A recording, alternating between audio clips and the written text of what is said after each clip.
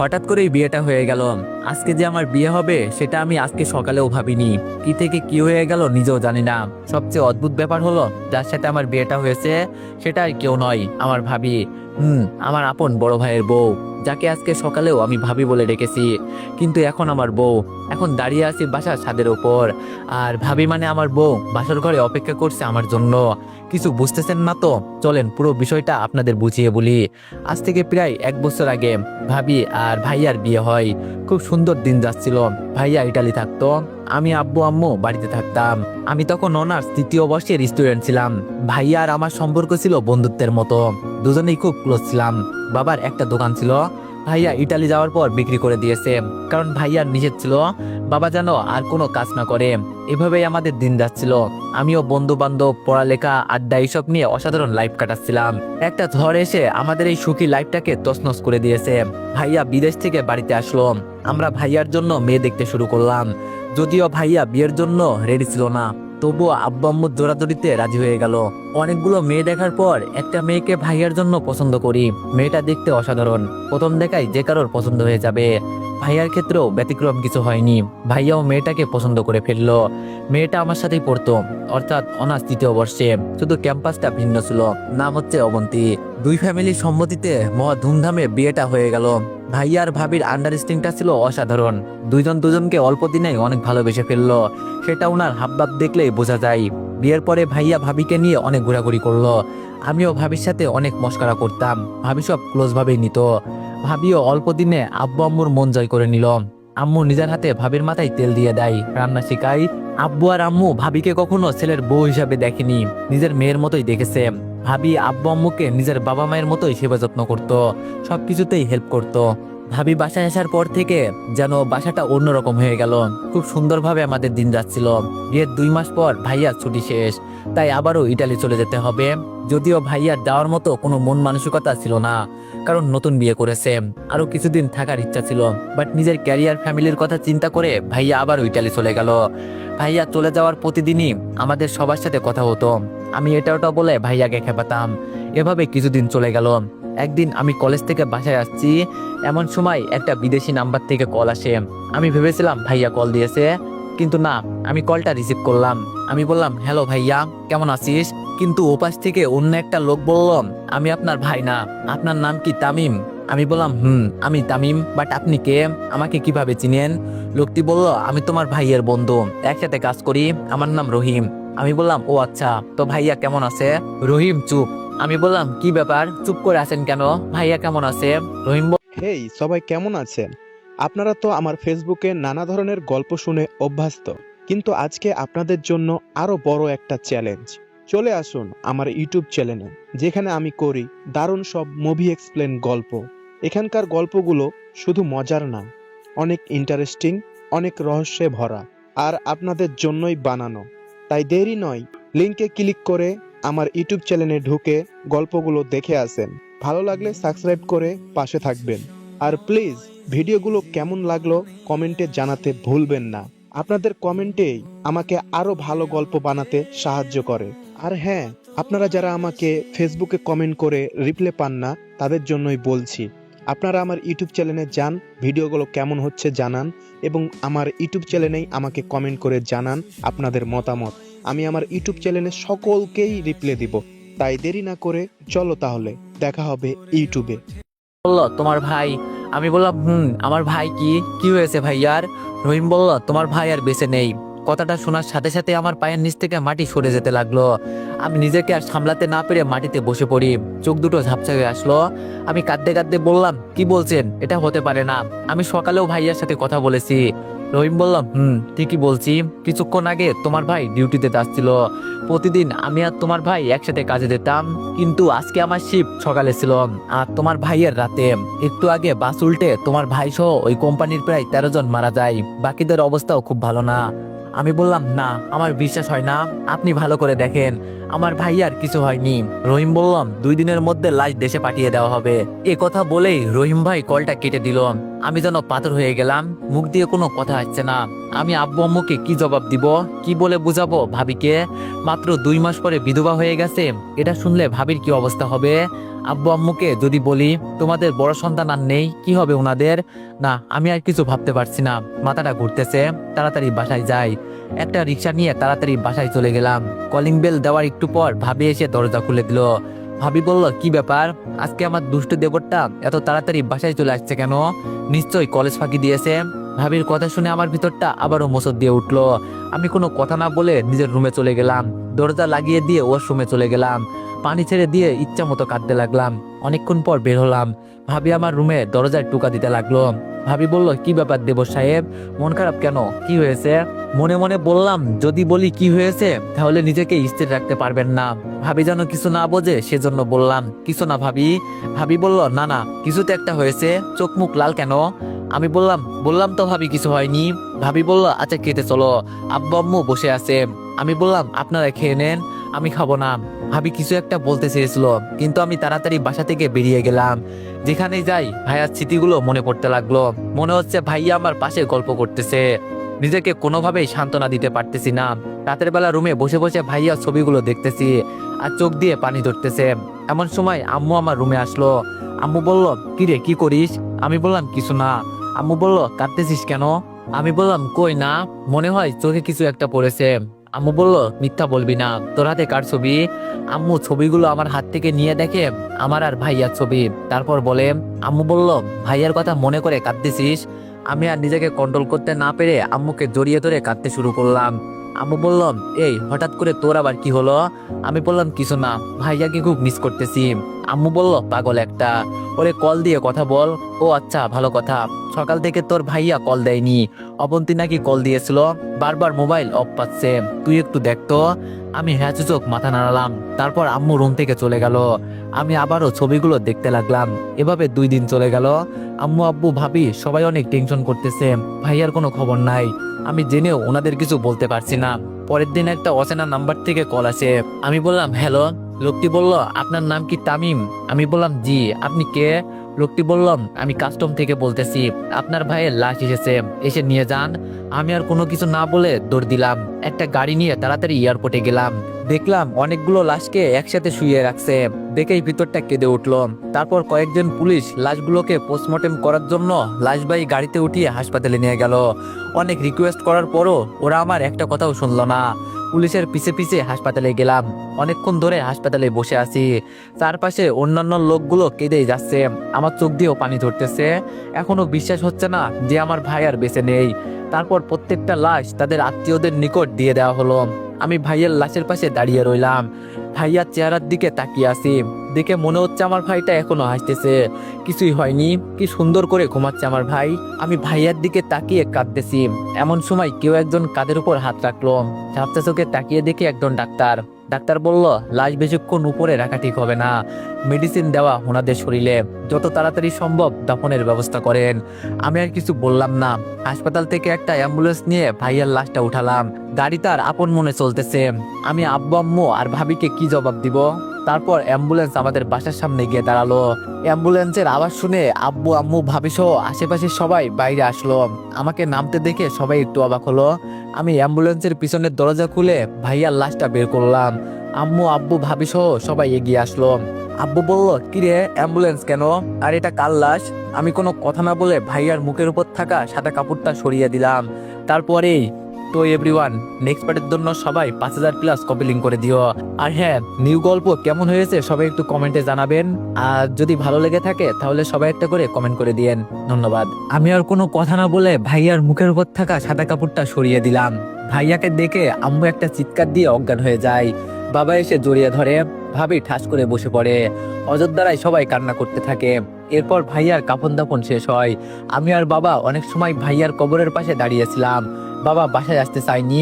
এক সময় আমি জোর করেই বাসায় নিয়ে আসি। বাসায় আসার পর ভাবি আর আম্মু আমাকে জড়িয়ে ধরে অনেক কান্না করে। আমিও নিষেধ করিনি। আমি স্ট্রং ছিলাম, কারণ আমিও যদি ভেঙে পড়ি ফ্যামিলির কেউই হয়তো ভালো থাকবে না। সেই দিন থেকে আমাদের পরিবারের মুখের হাসিটা উড়ে গেল।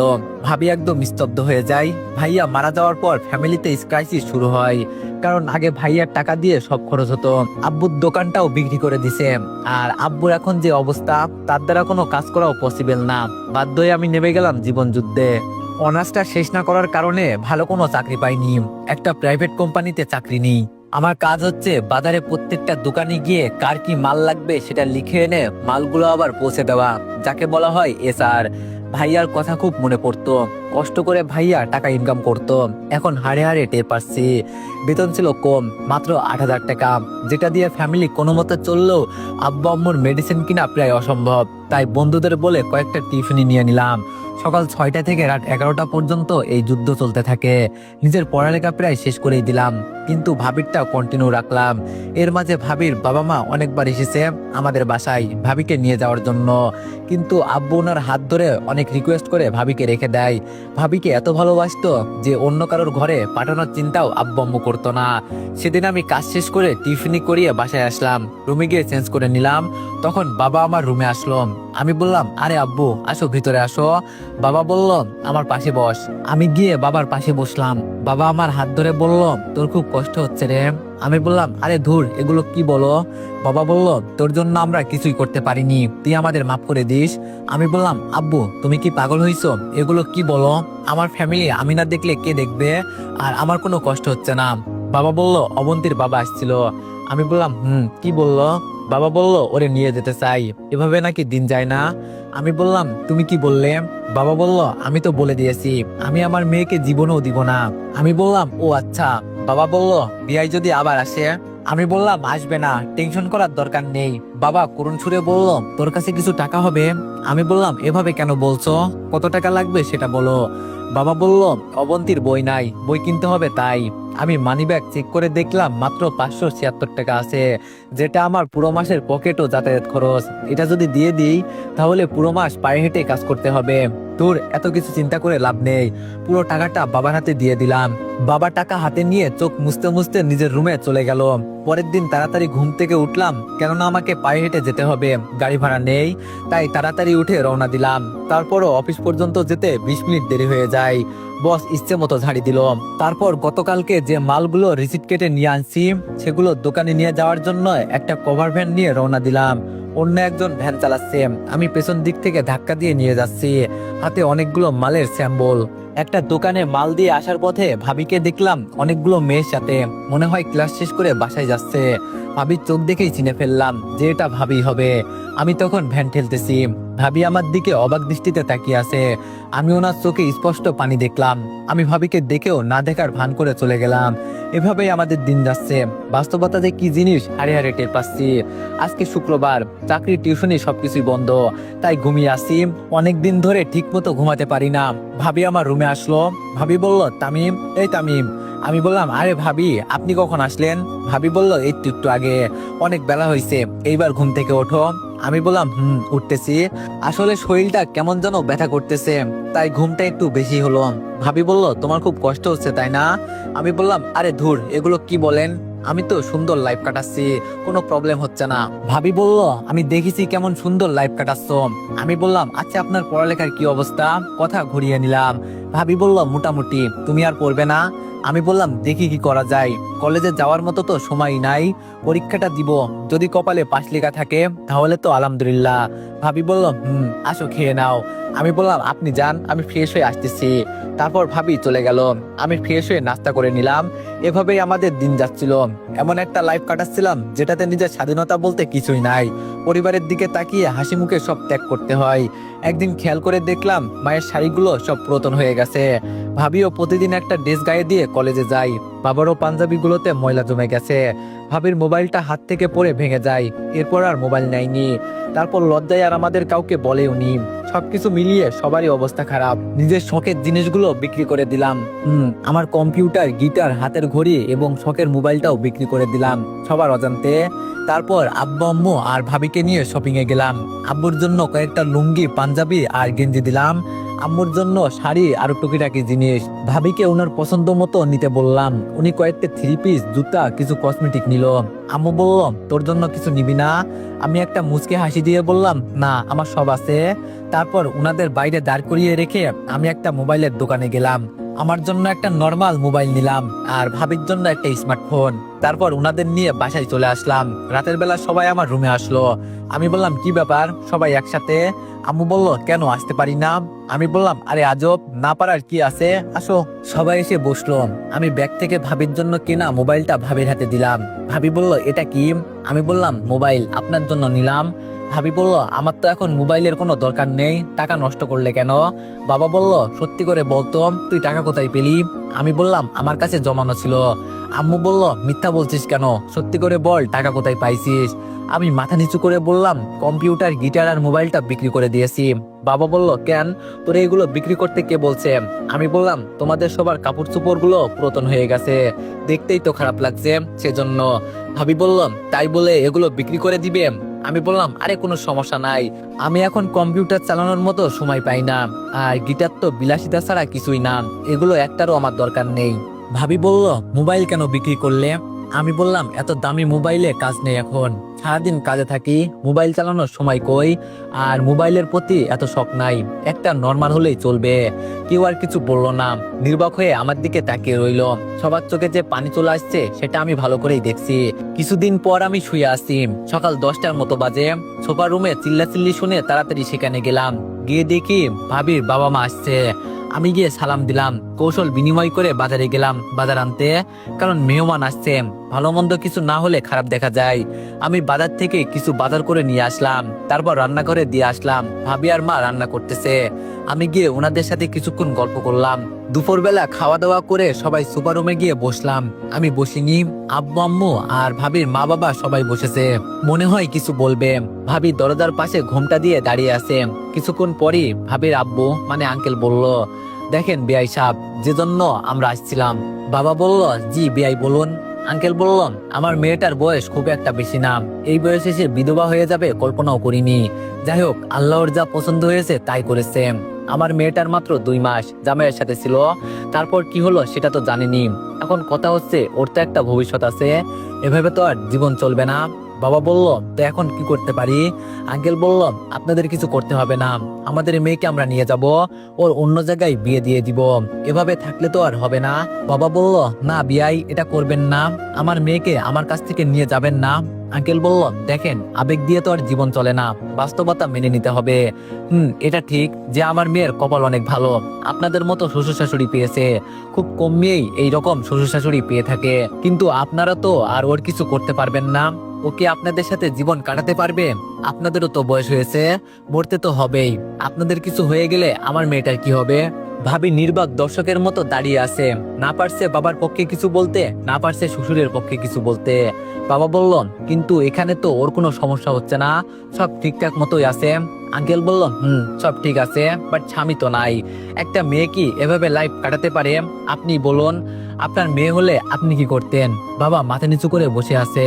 আঙ্কেল বলল, আমি জানি আপনি অবন্তীকে অনেক ভালোবাসেন, নিজের মেয়ের মতোই দেখেন, কিন্তু অবন্তীকে আমরা আর এখানে থাকতে দিতে পারি না, অন্তত পক্ষে ওর বাবা হিসাবে কখনোই না। বাবা বলল, আমার মেয়ে আমার কাছেই থাকবে, আমি আমার মেয়েকে যেতে দিব না। আঙ্কেল বলল, আপনি এসব কি বলছেন? বাবা বলল, আমার এক ছেলে হয়তো আমাদের ছেড়ে চলে গেছে, কিন্তু আরেকজন তো আছে। আপনি না অবন্তীকে বাইরে বিয়ে দিতে চেয়েছেন, বাইরে দেওয়ার দরকার নেই, আমার ছোট ছেলের কাছেই ওর বিয়ে দিব। এবার তো আর বলতে পারবেন না যে আপনার মেয়ে বিধবা, ও স্বামী নাই, এগুলো তো আর বলতে পারবেন না। আমি বাবার কথা শুনে চোখ বড় বড় করে ওনার দিকে তাকালাম। এটা কেমনে হয়, এখনো আমি অবন্তীকে ভাবি বলে ডাকি, আর সে নাকি আমার, না, এটা কিছুতেই সম্ভব না, আমার মাথা ঘুরতেছে। হঠাৎ করে বাবা আমার 2 হাত চেপে ধরে বলল, প্লিজ বাবা, তুই না করিস না, তুই অবন্তীকে বিয়ে কর, আমার মেয়েকে আমার কাছে থাকতে দে, প্লিজ বাবা, আমার অনুরোধটা রাখ, না হলে আমি যে মরেও শান্তি পাবো না। বাবার কথা শুনে আমি কি বলবো কিছুই বুঝতেছি না। আম্মু করুণ দৃষ্টিতে আমার দিকে তাকিয়ে আছে। আম্মু বলল, তামিম, বাবা আমার, প্লিজ না করিস না। আমি বাবার হাত ধরে চোখ মাথা নাড়ালাম। ভাবির দিকে তাকিয়ে দেখি উনি চোখ মুছতে মুছতে রুমে চলে গেল। ভাবির আব্বু বলল, বিয়াই, আপনি মানুষ না ফেরেশতা। একটা মানুষ এত ভালো হয় কেমনে? আমি নিজেও জীবনে আমার মেয়ের জন্য এত কিছু করিনি যেটা আপনি করলেন। বাবা বলল, আচ্ছা বিয়াই মশাই, বিয়েটা আজকেই হয়ে যাক, আমি কাজী ডেকে নিয়ে আসি। আঙ্কেল বলল, আচ্ছা ঠিক আছে, আমি আমার ছেলেকে আর ছেলের বউকে আসতে বলি, আর অবন্তীকে বাইরে নিয়ে গিয়ে সাজিয়ে আনার জন্য বলবো। বাবা বলল, আচ্ছা আমি বাজারে গেলাম। কোন রকম অনুষ্ঠান ছাড়াই বিয়েটা হয়ে গেল। ভাবিকে আজকে একটু অন্যরকম সুন্দর লাগছে, প্রথম বিয়ের চেয়েও বেশি। শুধু একটা জিনিসের অভাব, সেটা হচ্ছে মুখের হাসি। ভাইয়ার সাথে যখন বিয়ে হয়েছিল তখন ভাবির মুখে খুব সুন্দর হাসি ছিল, আজকে সব আছে সেটাই নেই। হয়তো এমন কিছু হয়ে যাবে কল্পনাও করিনি। তারপর তো এভরিওয়ান, নেক্সট পার্টের জন্য সবাই একটু বেশি বেশি লাইক আর কমেন্ট করে দিও। ধন্যবাদ।